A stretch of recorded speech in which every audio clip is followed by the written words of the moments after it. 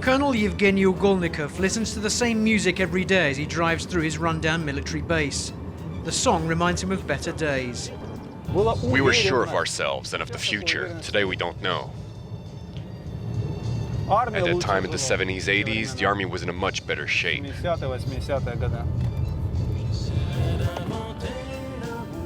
Back then, the garrison town of Kubinka had just been built.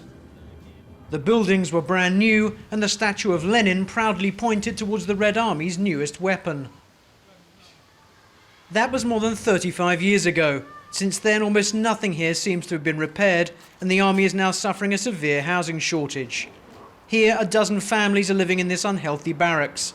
Originally, it was a temporary home for the builders. Today, it's the permanent home to some of the best pilots in Russia's Air Force. It's like we've been left behind in a swamp, completely abandoned.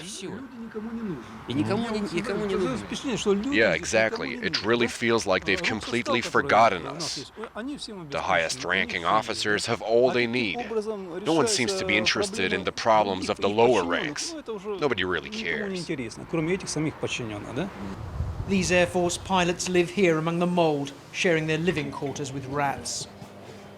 Staff Sergeant Menina Kulikova's uniform is soaking wet. Dirty, foul-smelling water oozes from the ceiling of her small one-room apartment.